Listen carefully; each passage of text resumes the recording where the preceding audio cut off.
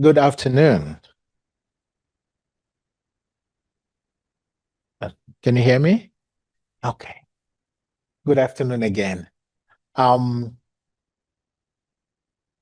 I feel so privileged to be here to share a little about myself, my country, about my family, and my experiences back home as a young person growing and then becoming a priest and then finding myself here in Michigan.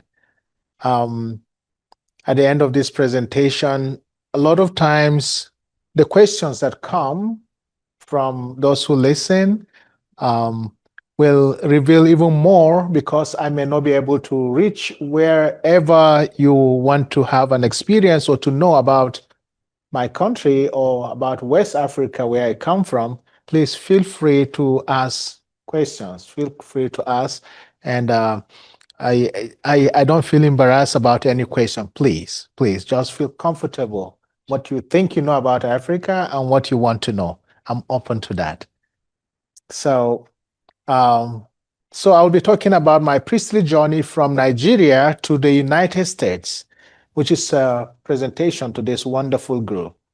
So my focal points will be my family and priestly life, Nigeria and Boko Haram terrorist group experience, and then my coming to the United States. So I wish to begin by appreciating all of you, the members of this association, for giving me the opportunity to share the story of my life in Nigeria and the challenges faced by my country from the Boko Haram terrorist group, whose activities have been of serious concern to the nation and has brought lots of setback to us, especially in the northern part of Nigeria, where I come from. And then I will talk about the opportunity I was given to come to the United States. And today, I'm so privileged to be here with you. My name is Father Emmanuel Finbar TJ, and from the Catholic Diocese of Nigeria, which is in the northeastern part of Nigeria. I will be using some maps in this presentation, and I will show you some of the areas where the diocese is and where I come from. So I was ordained August 17th, 2002. This year I celebrated my 23 years as a priest. I'm number 4 of 11 children, 6 girls and 5 boys. And I lost my dad 2019, February 8th, when I was in West Branch. And my aged mother, Mary, is still alive and lives in the village of Shua. Shua is the name of my village in Madagali local government, just like the county in Adamawa State, Nigeria. So this is myself. This was my house in West Branch. Um, I love that picture there because it tells you the whole story of the premises of West Branch if it was opened wide. So this is my father, Mr. TJ Finbar, and a little bit about my dad. He was the only one that went to school among his siblings. His dad had 4 wives, and all his brothers and sisters, none of them went to school. And for the simple fact was that when the missionaries came from Ireland, he became interested in following them wherever they went during mass celebration. So he became like an altar server who carried their mass box on his head and went from village to village with them. So they became interested in him and took him to school, which they had established to help them interpret to the local community. So that was how my father got educated. And then when he got married and had his own children, one of the promises he made was to make sure all his children are educated. So all of us, the 11 children, have gone through the university, through secondary school to university level. And that was his promise to God. I just want you to help me educate my children. And when the last one completed her education, he died 3 months after that. So I think God answered his prayers. So this is myself and my mother. This was last Christmas when I went home for the wedding, for the last born's wedding. And then we had these pictures. We had family pictures, different family pictures. This is one of the family pictures. These are the 11 children with my mom in the middle. You can see this is my mom here. And then the firstborn, Julius. Then the secondborn is Rebecca. And then the third born is Sunday. He was born on Sunday. So it's very common to name people after the. So his name is Sunday. And then Emmanuel, I was born around Christmas season. That tells you that my father was a churchman. All the names are surrounded around some season, some feast. And then we have Maria, who is number 5. She was also born around Christmas season. We lost number 6 and number 7. So, which means if they were alive, it would have been 13. So we have Maria, number 5, and then we have Grace. She's number 8. Number 6 and 7 are not there. And then number 9 is Ignatius. And then we have Rejoice. She's number 10. We have number 11, Patricia. And then we have Benjamin. We thought that was the last. Then we discovered another one came. And we have Stella Maris, Star of the Sea. So she's the last born. She was the one I traveled home to do her wedding last Christmas. And these are my brothers and their wives. Brothers and their wives here. And my mother and her sister, and my sisters, and all the little ones. There were some more that were not here in this picture. So I've lost count of my nephews and nieces. Well, my life story. I grew up in Shua Village, where I was born on January 2nd, 1975, and had my primary education in the same village from 1981 to 1986. Then I was admitted into St. Peter's Minor Seminary, Yola, which is the capital city of my state, where I did my secondary education from 1988 to 1993. From there, I went to the spiritual year for 1 year. This is the period of discernment whether you want to become a priest or not, because before you begin the seminary training. So after the junior seminary, you apply, and then you're taken for 1 year where you meet other young people and you stay together and you have similar training like those in the major seminary.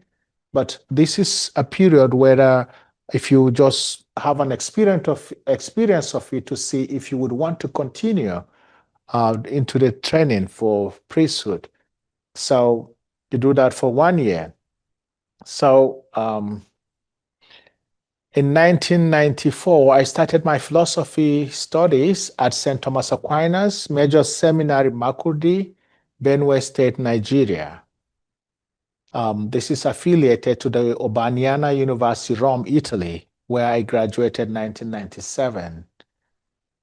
My pastoral year was from 1997 to 98, and pastoral year is another period between the philosophy training and the theology training where you live with a priest or in an institution in a community and have a feel of the pastoral experience of what you will be doing as a priest. And also this gears towards whether you want to continue with this work of priesthood. So the pastoral experience will give you a feel of what you're looking forward to experiencing. I then went to St. Augustine's Major Seminary, Plateau State, Nigeria, where I did my theology studies from 98 to 2002. I was ordained a deacon in December 2021, and then priestly ordination 2002, August 17th.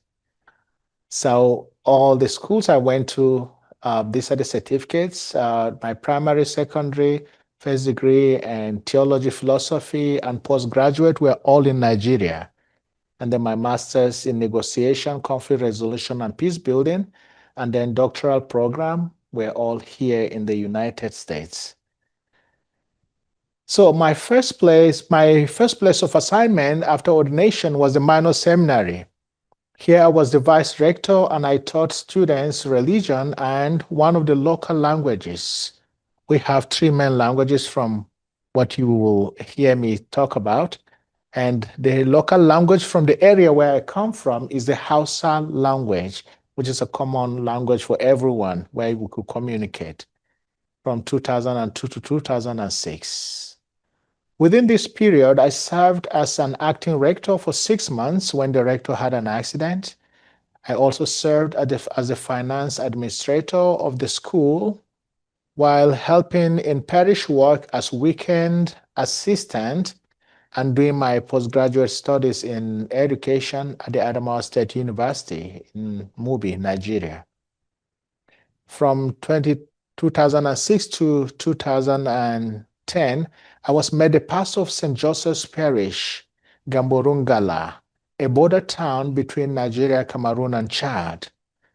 It was in this town that the Boko Haram terrorist group attacked and burnt my parish church, and I narrowly escaped. I will show you all these places in the map. Let me just go through the story first. From 2010 to 2013, I worked as pastor in the city of Maiduguri at St. Mary's Parish, Federal Locust. Here, I also had an experience with the Boko Haram group during the entire period of my stay there. I was then transferred to St. Joseph's Parish, Kaya in 2013 to be the pastor of the parish and also the director of the Catechetical Training Center in the parish. While I was working in Kaya, I was selected by the bishops of my province to go to Rome and study spirituality so that I can come back to Nigeria to be a spiritual director in the major seminary. Unfortunately, my scholarship did not work, so I didn't get to go to Rome. When the plan for me to go to Rome failed, and in that same year, there was the need for 2 persons to come and replace those who were to return to Nigeria from Gaylord Diocese. My bishop decided that since I missed the opportunity of going to Rome, then I will be one of the 2 persons who will come to the United States. That was how my luck came about coming to the US. August 6th, 2014, I left Nigeria for Gaylord Diocese here in the United States. Since then, I worked at St. Mary's Cathedral as associate priest, Sacred Heart Ascoda and Holy Family Towers as associate priest, St. Wenceslaus Gillespie and St. Kateri Pishebi Town outside of Traverse City as sacramental minister, and then St. Joseph's West Branch and Holy Family Clarkin Creek West Branch as the pastor, and then All Saints Parish here as the pastor. So I will introduce this and then I will begin to show us the maps. Nigeria is made up of 36 states plus the Federal Capital Territory.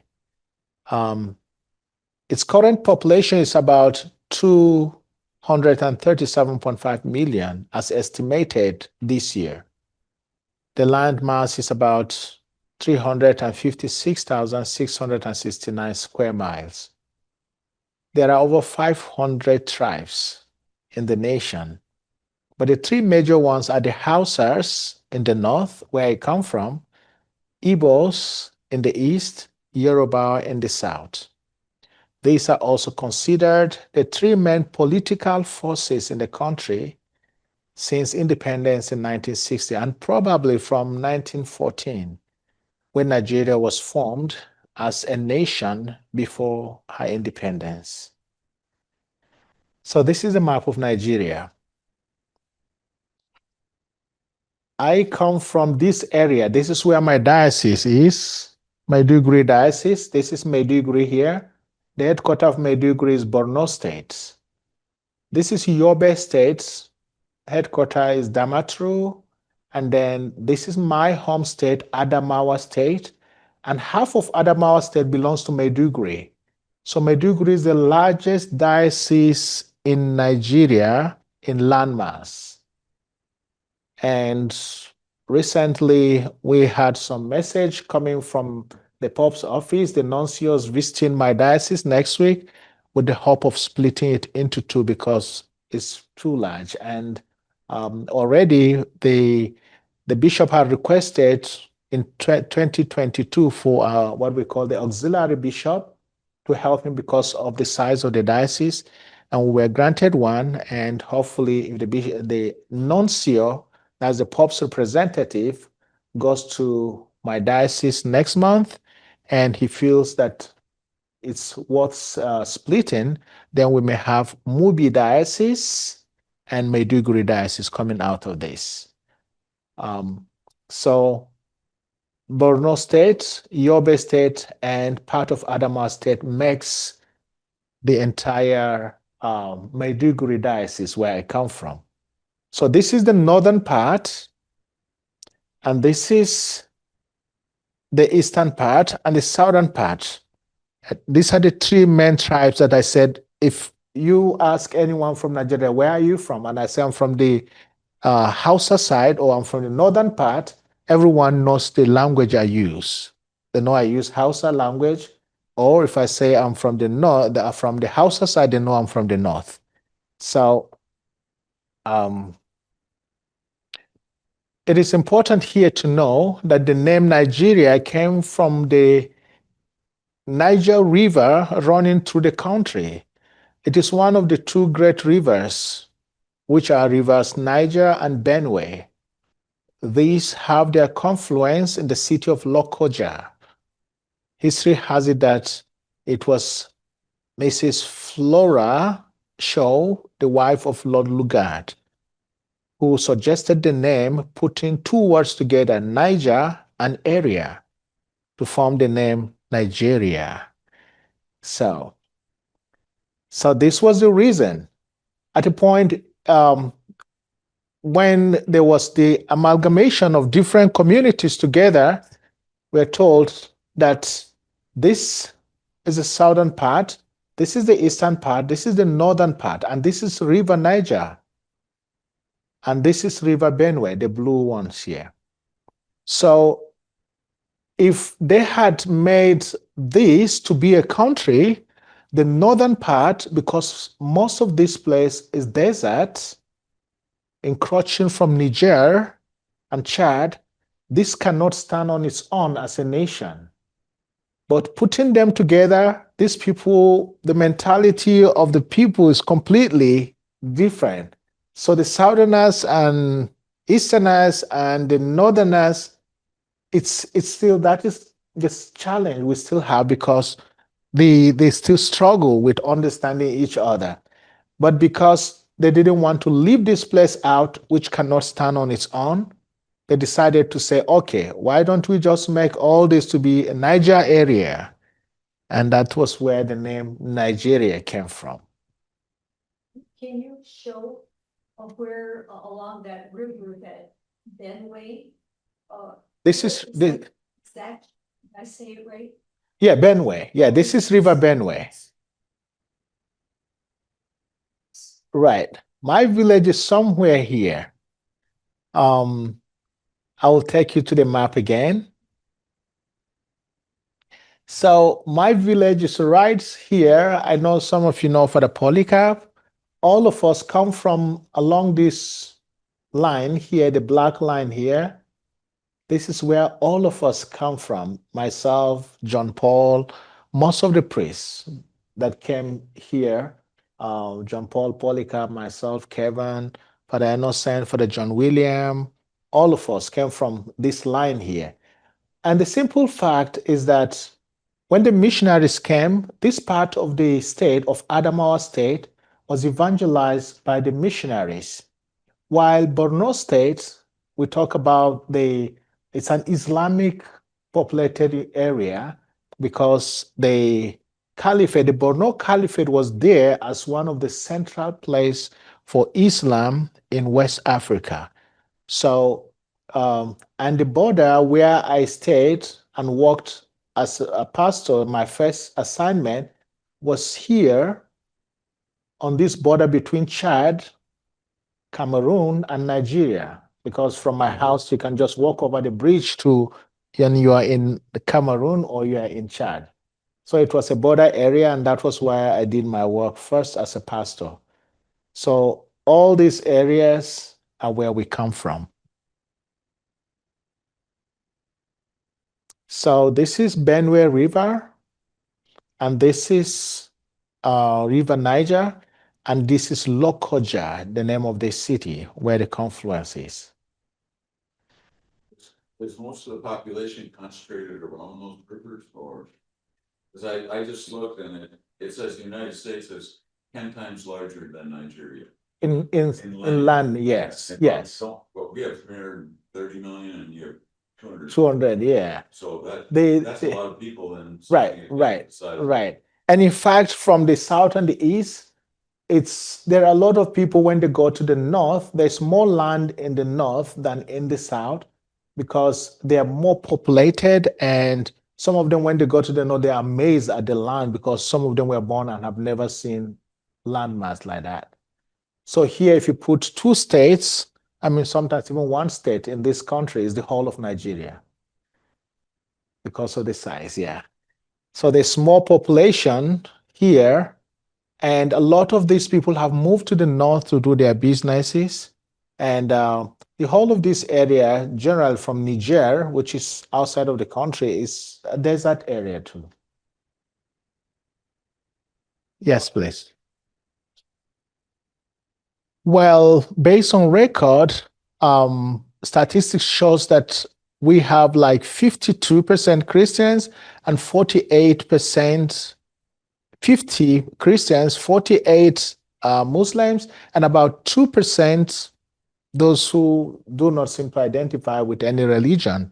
But again, the propaganda has always been that Muslims are more than the Christians.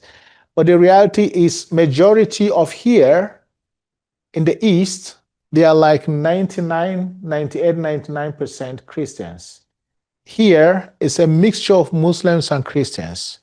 Here you find like 75% or 80% Muslims. So we, like me, we come from the north, but we are the minority tribes, and there are a lot of minorities that were evangelized by the missionaries. But majority of the north, all these areas are like 80% Muslims. So here is like 98, 99 Christians. And then here is a mixture. So I know there's been that struggle to Islamize the country, even from when the military was in rule, but there's been a big struggle with that. And that is why our presidency normally is like the president is a Christian, and then the vice is a Muslim, or vice versa. But this is the first time we're having a Muslim, a Christian, and a Muslim, a Muslim, the president, and a Muslim, the vice president, and which has been a big issue since the last election. So. In that, in more southern part? Right. The major seminary, this was where I did my philosophy, Makurdi, the city of Makurdi. Anyway, my junior seminary, secondary school, leaving my village from here, after my primary education in my village of Shua, I came to Yola, where I did my secondary school education. And then I did my 1 year pastoral spiritual year somewhere close to Yola here. It's about an hour drive from Yola to where I did my spiritual year. And then from there, for my philosophy, I came to Makurdi, where I attended St. Thomas Aquinas Major Seminary. And then after that, came back to the diocese for 1 year pastoral, which I did in my village, in the junior seminary in my village, because by then a new seminary was opened for the Diocese of Maiduguri. So our children did not have to leave Maiduguri and come to Yola again. So they attended in Shua village. And now, after my pastoral year, I came to Jos, which is Plateau State, where I did my theology for 4 years, and then returned to the diocese for ordination. So I was ordained back home here, and since then I worked there and then came to the States. So there are other explanations that will come which will help us. So the instability in Nigerian history began with the handover of power by the British government to the military head of state, General Yakubu Gowon, who was a northerner. But this handover came because the British wanted to give power to who they wanted to. Initially, there was an election before that, but that election was won by a candidate from the eastern part, and then it was cancelled. When the cancellation took place, the southerners who partnered with the easterners now decided to turn the other way and support the northerners who were given the power. So the change from supporting the easterners changed to the north from the southerners because authority or power has been given to the north. So this brought about lack of trust between the easterners and the southerners, and also between the easterners and the northerners. And already I was talking about where the confluence took place, and that's only widened. And to this day, if you hear if you understand Nigerian politics, it's cut along those lines. It's either the regional, you're either an Igbo man, we can't vote you, or you are a Yoruba man, you can't be trusted, or you are a northerner, we can't vote for you, or you are a Christian, we are Muslims. So it's either cut around that political zone or religious. But generally, the northerners, yes, please. Candidate was canceled. They stuffed the ballot boxes or the line. No, the election was conducted and it was known and made public. But then all of a sudden they say, oh, there was a problem with the election, so we're not assigning or giving the authority to who is supposed to be. It's very common. You find that happening. Cancellation of election. Yeah, it's just like the last election that took place for the presidency in Nigeria. Everybody knew who won the election, but the INEC, the electoral chairperson, decided to change the game in the middle of the process, and all of a sudden announced a different person as president early at 4 o'clock in the morning when people were asleep. And when it was challenged, oh, you go to court, and by the time you go to court, the court will tell you a different story, and it ended saying, oh, you didn't follow the right procedure. So this case is thrown out. And he's our president today.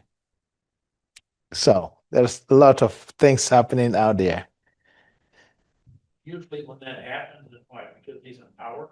Yes, yes. Unfortunately, when the case was still on, they went ahead with the procedures to swear the person in as the president of the country. Now he has all the powers. He has the military, he has the finances, he has everything. So you can't fight such people in power. No.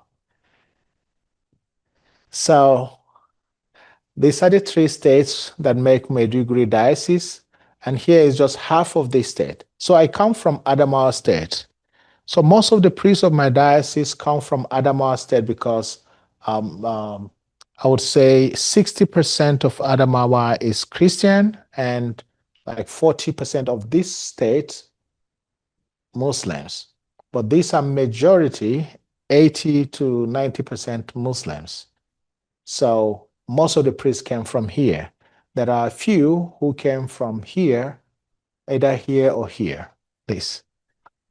So how between priests in this country and you have an abundance that can come over here? Well, this is just one diocese I'm talking about. There are dioceses, in my diocese, we have But do they have trouble recruiting, like they have a? recruiting priests. Yeah. No, no, no. No, there's, in fact, you turn away a lot of people.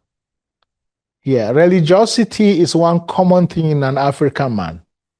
It's very common. Your upbringing is your it's surrounded about around your religiosity, the fear of God, the God, great God beyond, and even before the coming of Christianity, religiosity has been part of the African man.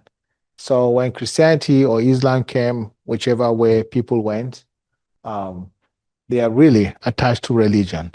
And that is why today you find a lot of churches coming up. And most of those who go out there to open churches are people who simply feel they are being called, and then they try to open their own churches. So this is just one diocese. You can imagine all these dioceses in Nigeria have their own, and there are some dioceses that have over 500 priests. So there's still a lot of priests coming in, young people coming into the priesthood. So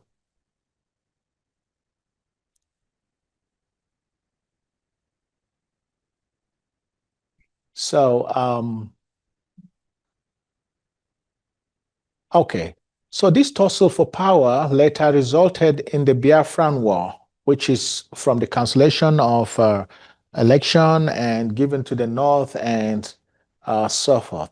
So this tussle for power later resulted in the Biafran War, which was a civil war in 1967, when the Easterners wanted to have their own independence because they felt they were being oppressed, they're being suppressed.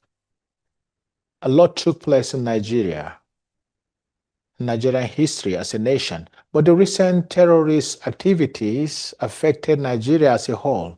Although this is mostly concentrated in the 3 states of the northeastern part of the country, the states which include Yobe, Borno, Yobe, and Adamawa states, where Maiduguri diocese is.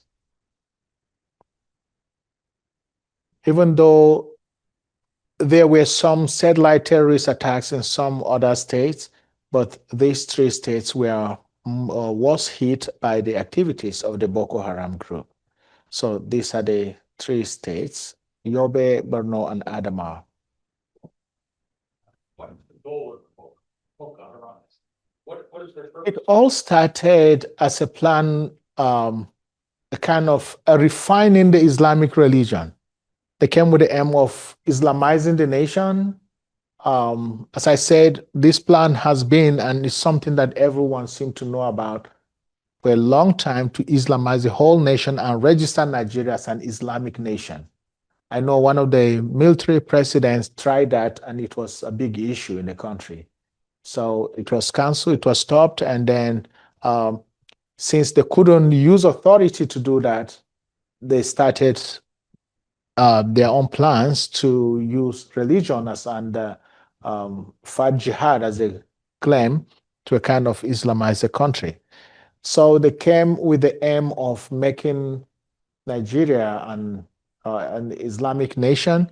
But again, there's so much ignorance about this, the group of people here who feel by conquering the North, they can take over the whole country. Unfortunately, not everyone bought into that idea, even from the North. There are a lot of some Muslims who do not go with that idea. And unfortunately, if they don't see you supporting their group, then you become an enemy to the group. And all of a sudden, a lot of people came in who never knew the original plan of that. And the lifestyle they were putting out there was contradicting what the Islamic teaching is. So that is a confusion that a lot of people find about this group, the Boko Haram group. Whether are you really a religious group or are just people who are seeking to have their own self-interest. So the Boko Haram is an Islamic sect that has been active in Nigeria since 2009. The name simply means Western education is forbidden. haram, or is a sin according to what they claim. It is important to note here too that anything Western is associated with Christianity by this group. So this group is known to have been funded by the Al-Qaeda in the Islamic nations of Middle East to fight for the cause of Islamizing Nigeria since the introduction of Sharia in some northern states of the country in 1999.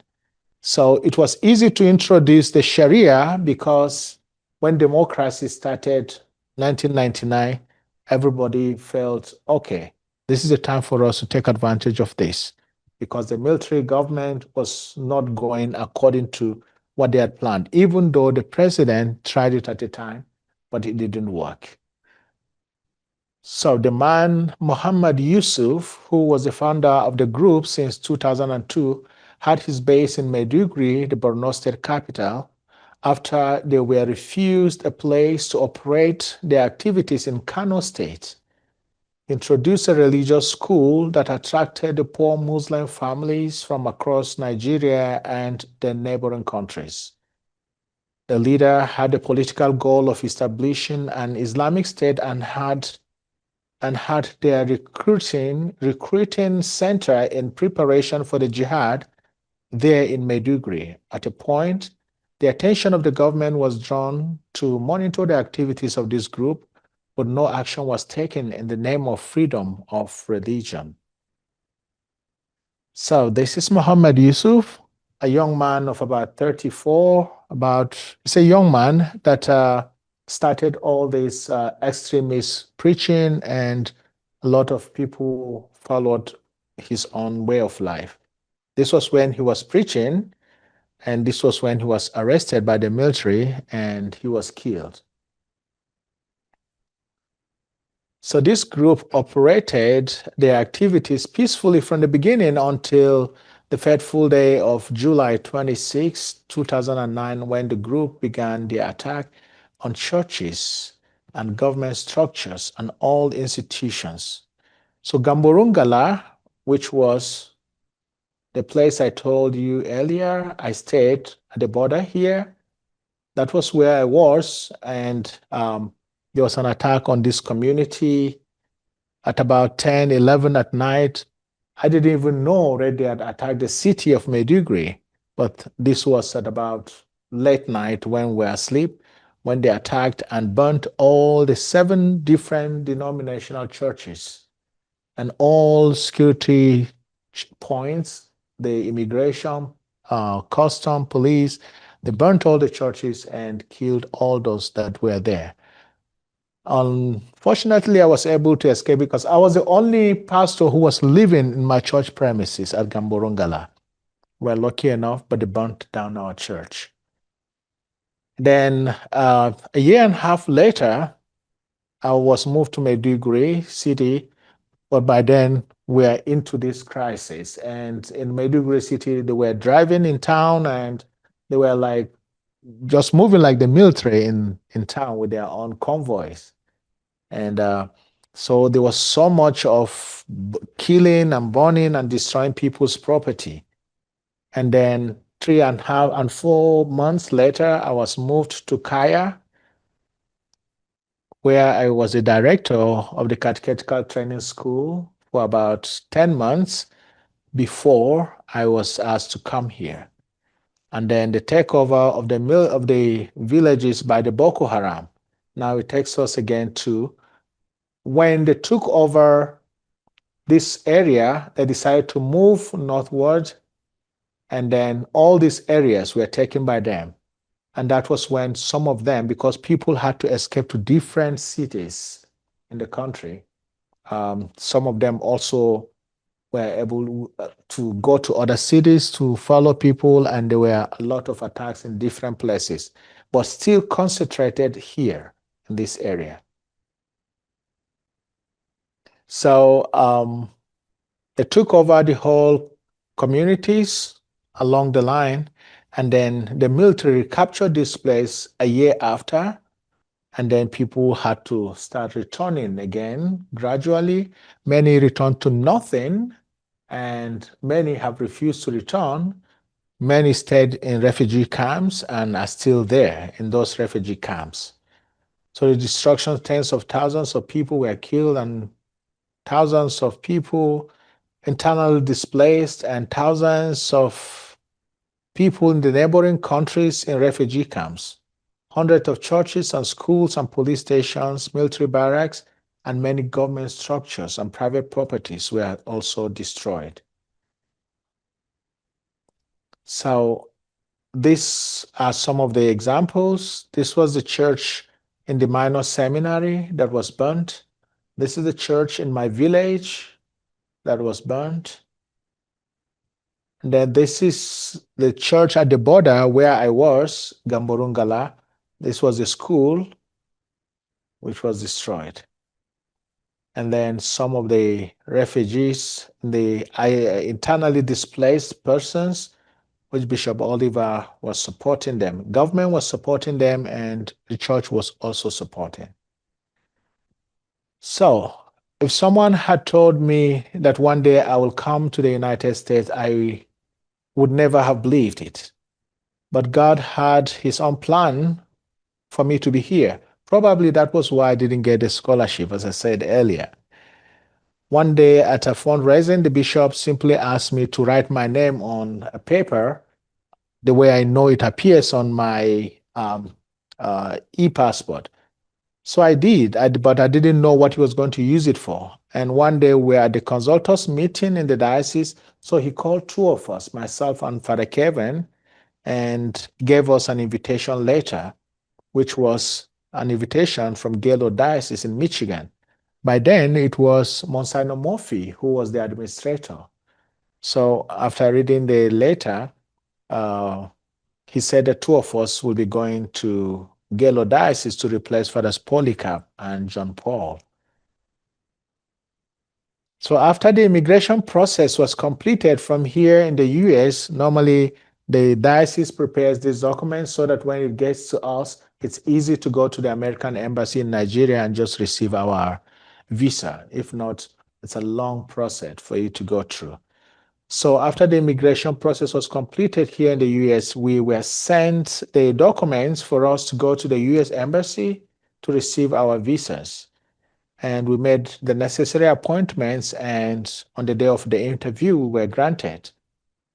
And we prepared ourselves to come to the US, and we arrived on the 7th. We left Nigeria on the 6th and arrived here on the 7th of August 2014. My first place of assignment when I arrived was at the cathedral at St. Mary's, Gaylord, where I was for 4 months. And then I was assigned to come and assist Father Charlie in Ascoda and Towers. And there I stayed for 3 years. And from there, I was asked to go and be a sacramental minister at Gillspear, St. Winceslaus, and St. Kateri, was the Northport. And then from there to West Branch, Clarkin Creek, and St. Joseph's. And that is the place I stayed the longest since I was ordained, because I stayed in West Branch for almost 7 years, 6.5 years. So last December, I was asked to come to All Saints, Alpena.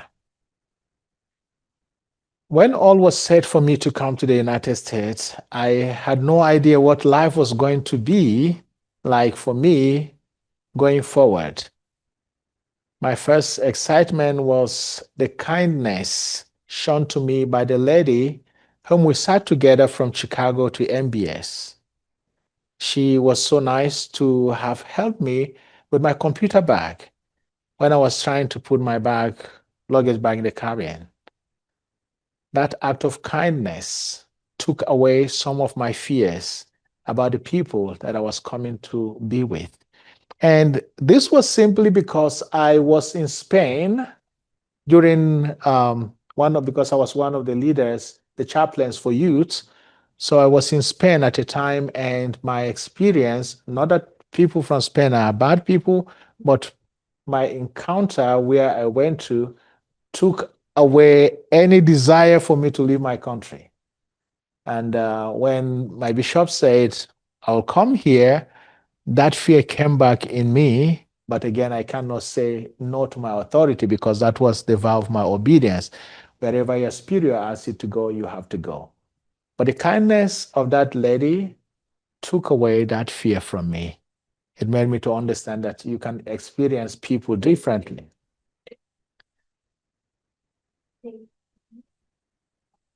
Language. Well, English is the official language in Nigeria.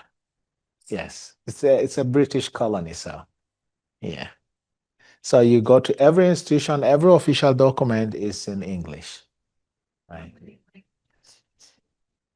I may not, I understand and I speak, but not to go so deep. I can speak more than 10. Yeah. And like the language I know best is not my own language because I grew up in a different community. So I speak that language more. I speak the Margi, which is for the Polycarp's language. I speak it more than, I wouldn't say more than mine, but I can communicate more fluently with that. I've never lived in my own in my own village where my grandmother or grandfather came from. Yes, please. Year that you took when you were 11 to decide if you wanted to, and also your secondary education, you were far from home, so was it a dormitory you lived in or a host family? It's- And who paid for that? Because for a poor family, that would be really yeah, too much, you know. it's a apart from primary education, which you go, it's a day school more or less. From home, you go and return home. When I was sent to the seminary, my first year, I could not stay in the dormitory because I wasn't used to staying away from my mother. I cried almost every day and I ran away from school. So and well, when I came home, I know how my mother cried because she didn't know what to tell my dad because my dad too, there was what they call distant learning. Whenever students were on vacation, they went to the university to get to um, do their masters, to do their degree program in their own in the line of education. So he had what we call NCE, and then he had to make it to be a degree for him to get his promotion. So during the holidays, they go to school too. So when I returned home, my mom cried all through. I thought she was going to welcome me because baby is home, but she was angry with me. So um, I couldn't stay away. And my dad asked me when he came home, I said, "Oh, you don't want to go to school? Then we stay at home with you." I thought, oh, if that was all, then I would be happy staying at home. And then everyone was going to school, and I didn't get the opportunity to go. When I asked my dad if I could go to the neighboring school, he said, "You chose not to go to school, so you stay at home." He was a teacher, so psychologically, he beat me up. And then gradually, he was able to get me to go back to the Christian Teachers College, which was close to home. But he said I have to stay in school. That was a big problem again. So, but when I got used to that and I was able to stay in school, the next year again, he asked if I wanted to return to the seminary, which I said yes, I wanted to. And that was how I went back to the city again.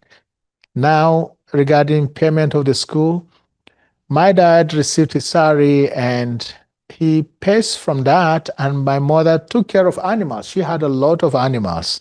We had sheep, we have goats, we have pigs, we have chickens. So whenever you needed finances, you have to sell some of these things because that is what they are meant for in our communities. You keep animals because that's the only way you can have money to solve some of your problems. It could be ill health, it could be school fees, it could be some challenges in the family. So if you really forced you that wanted to go for further education and go into the priesthood, were there any scholarships or stuff like that? Well, once you are approved to go into the seminary, the diocese takes over that. The diocese pays for you. Yes, you have to go through, yes, yes. The secondary education, which is the junior seminary, your family pays for that. But once you are done with the secondary or the junior seminary, and now you decide you want to go to the major seminary and you apply, then the diocese takes that responsibility of training you. So my 9 years training was done by my diocese. Okay. So when we arrived and started, now the lady helped me and took away my fears by simply receiving my bag and say, "Can I help you with this?" I can still have that picture clearly in my mind. And when we arrived and started work at our places of assignments, the generosity of the people was overwhelming. Some bought me winter clothes, others shoes, and so much to help so that I could start my life. That was a great blessing for me, the kindness and generosity of the people. And funny enough, I didn't know what snow was. And I came I came in the month of August. And when I kept asking Father James Beers, I said, "How does the snow look?" He said, he looked at me surprisingly and said, "Just wait, when it comes, you will know it." So one morning we came out at the cathedral and we were going for morning mass at about 6:37. Then there was dew coming down, and I was like, "Is this the snow?" He looked at me again and said, "Wait, when it comes, you will know." When the snow came, I knew what it was. So there was so much change. There were some changes that I had to struggle with, but I've become part of my life after 11 years here in the States. First, the culture of the people was different from what I was used to. It took me some time to have adjusted to the new environment. Second, I had to learn how to cook my meal. And there's a reason for that. Culturally, the ladies took care of everything at home and the kitchen. The men do the hard works to go out, get whatever is needed, and you bring it home. So with 6 sisters and my mother, I've no reason to be in the kitchen. So all my life, I've never cooked anything. I've never boiled water. But when I came here, I had to learn. And sometimes I call my little sister to teach me how to cook, and she will have to scold me first before she teaches me. Third, the snow was something I looked forward to experiencing. But when it did come, after some time, I started complaining because I got tired of the snow. Fourth, I started enjoying peace in my life, having been in the experience of the Boko Haram for about 8 years. Because every time you living in fear, and most especially the last parish where I stayed before I came here, it's so funny that once evening was coming, we begin to dress as if we're going for sports because we divided ourselves into groups to guard the school and the parish. So half of us will go to bed, and at about a certain time, some will come out and stay, keeping watch, and then others will have to go to bed. So it was a big struggle. So when I got here, in fact, at my interview at the embassy, the interviewer asked me, I believe you're going to be sleeping in peace," which I agreed to her because I didn't need to worry whether something was going to happen at night. Today, I can say that I'm grateful to God for the opportunity which He has given me to have been here for the past 11 years and have met wonderful people in all the communities I've lived and worked. So I say thank you to all of you. And How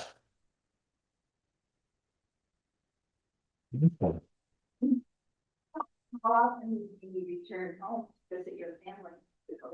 yes, when I first came, because of the issue of visa, we try to go every other year. It's one of the challenges that we have when we come here is the renewal between your R1, which is religious worker. You have to have the residency for R1, and then you must have the traveling visa. So this goes side by side, and sometimes by the time you have the R1 approved by the immigration, let's say it's approved in the month of June, July, then it's backdated to when They received the information, which is around January, which makes already 6 months is out of these 3 years. So by the time you get your visa, which is supposed to be for 2 years, and then you have 2.5 years on your residency, then the visa expires before the end of that. And when you return to Nigeria to like renew your visa, now the embassy tells you that you have little time on your R1, so we can't give you visa. So that has been a struggle within that period. I remember when I first went to renew my visa, 2 of us went, one was given and I was refused. And we have the same time and date. And the information the embassy will always tell you the interviewer has a final say. So I called back here, the immigration attorney here sent another letter, the bishop sent another letter, and I went to the embassy. They said, oh, it's not today, we treat this. And I came back again next week. The 4th week, the lady I met said, the person you met first wrote something that I can't change. So I was like, what do I do? They said, well, you have to wait for immigration to clear you again, and it will take 6 months before you can return. So I simply said, can I ask a question about this? 2 of us came. First day, the first person got it, and I didn't get. Is there anything that my document is saying about me that I don't know? And she said, no, that's not possible. And I said, but check the name Kevin Francis. We came together, and he's back in the States, and I'm still hanging here. When she looked at it, she was like, oh, how did this happen? I will give you a visa too. She gave me a visa, and I came back. So You want to become a U.S. citizen? Or you find or- I would want to. I would want to. That makes it easier for even if you don't live here, that you don't have to go through this every time you want to come. You have to go to the embassy. It's a big deal going through those processes, even before you go to the interview, just from the gate. So right now I have my green card, which allows me 10 years and then renewable. But again, if you have the green cards and my bishop says I should come home, which means I have to be here every year. That's why Polycarp, for those who know him, is always here because he has to keep the green card. If you go over a year, then it cancels the green card. So if you have the green card, you don't have to go to the embassy because you are a resident here. You have the right to be here based on that green card. But if you don't have it, if you breach the rule of the green card, then it cancels it. You have to go through the process of visa, which is a very difficult one. So, but hopefully, if things work for me and I'm able to go through the process, hopefully, I would love to. Yeah. But he is back in Nigeria, Mhm. so does he have to come here every now and then just To keep that, yeah, to keep right, to keep the green card, yeah.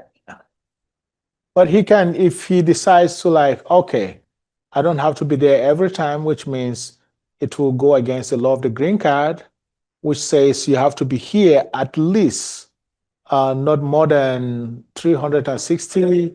There are specific days. It can't be more than a year that you should stay outside the United States with a green card. But if you have the naturalization, then it can be anywhere in the world. Okay, so the priests that go back, do they want to go back? Or are they called back by the diocese, or how does that work? Right. We come here based on the authority of the bishop. He says, Emmanuel, you go and represent the diocese. John, you go and represent the diocese. You will be there for 3 years. After 3 years, you'll come back and then others will go. And this relationship actually is not for all dioceses. This was a relationship that started between, I think, Bishop Kuni and Bishop Matthew, who was our bishop in Nigeria. Probably they met in Rome or here and had some friend relationship. So they extended it to the diocese. Why don't you send your priest? They come here while they work, they get some allowance, and then they can study. Because one of the challenges, again, back to sponsorship, is when you send someone abroad, how do you get a sponsorship? You have to work that to get for them to go to school, either for masters or some special studies. But based on this relationship, when we come here, the allowances that we get will help us go to school and then do some studies. For those of you who know Father Aloysius, he's running up and down with his classes now. So because he has to do, we do most of this online and a few practicals if we can. So if the bishop wants you back, he tells you come back, and then he sends another group.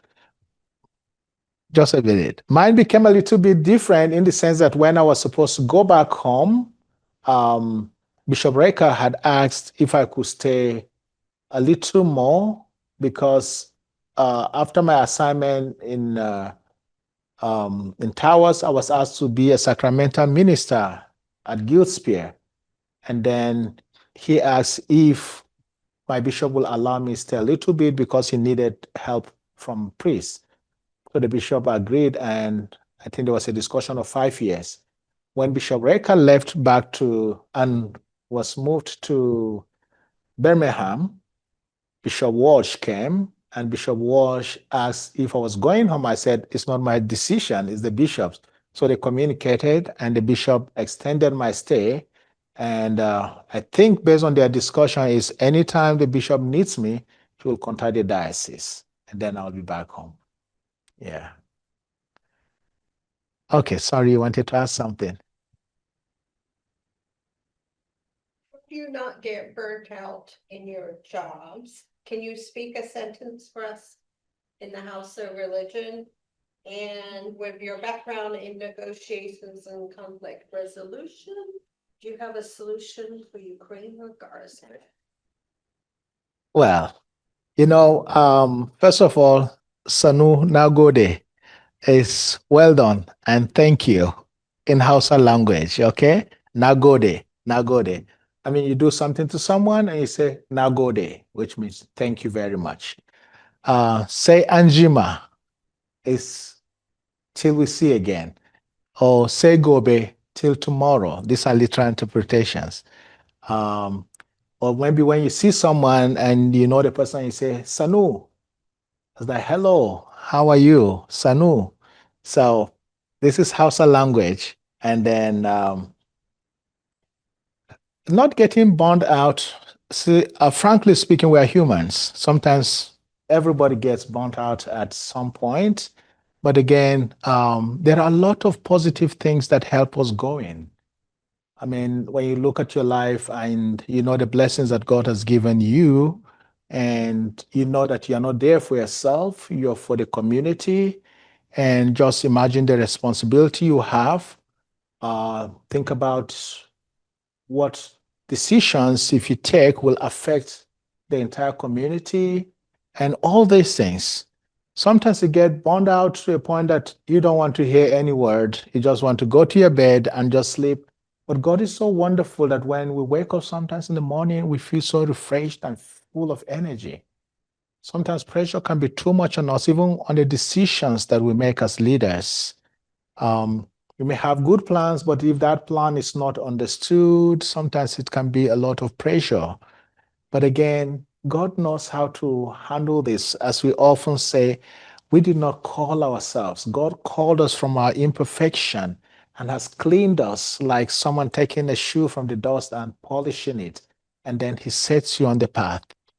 I believe I can't say whatever my struggles are in life that I ever for a day made it by my power is God.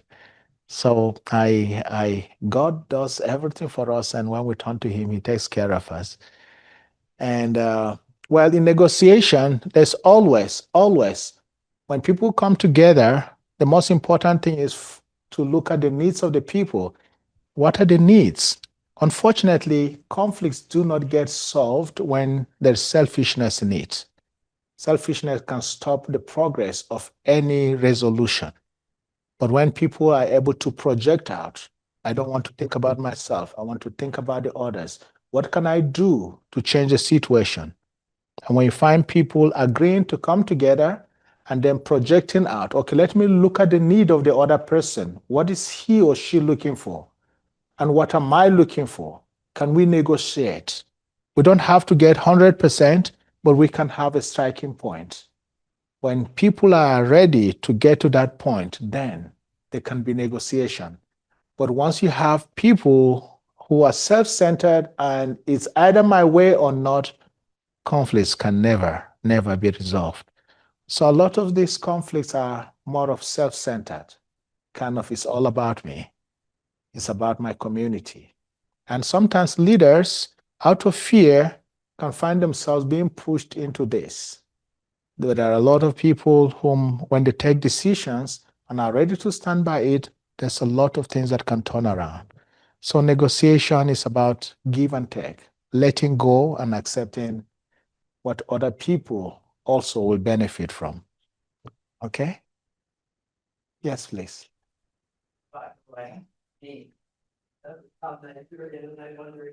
Finbar is an Irish name. That name was given to my dad by Sister Finbar when he was taken to school, and then he was not baptized, and then going through the catechism and he was to be baptized. Then I don't know how it got to that, but I can remember him telling me, Sister Finbar gave me this name. And I met Sister Finbar on her 50th anniversary as a nun, but now she's dead. But when she celebrated her 50 years, I met her and she knew my father through and through. You know, she was one of the teachers. So it's an Irish name. And then when my dad was baptized, he got that name. And many people also have that name back home in Nigeria. And then the name Tije means firstborn. So culturally, we have names according to just like the names, the family that I showed us, and I said this is first, this is second. We have names according to your position. I'm number 4. I'm Vandi, Vandi. If you meet a Higi man and he say, this is Vandi, he knows you're talking about number 4. This is Tije, he knows you're talking about number 1. This is Zira, number 2, Tumba, number 4. Or if you say Kuve, it's a female, number 1. Mercy, same spelling with mercy. Mercy is number 2. Kwarmba, number 3. Kwanye, number 4. So we go to number 10. And when you get to number 10, like my mom, you begin number 11, it starts again, Tije, but you add another thing to it, Tije Hala or Kuve Hala. It's my firstborn in my old age, my secondborn in my old age. So we got the same names, but you add Hala, Hala. That shows that this one is the firstborn in my old age, secondborn in my old age. So. You know what the Irish say in the US subject? The Irish are God's chosen few. Good, Very good, good. self-aware. All right, thank you. Thank you. Thank you. Thank you. Thank you so very much. Appreciation. Oh, thank you. So, Thank you. put that in your refrigerator. I appreciate that. Thank you. Thank you, everyone. Thank you.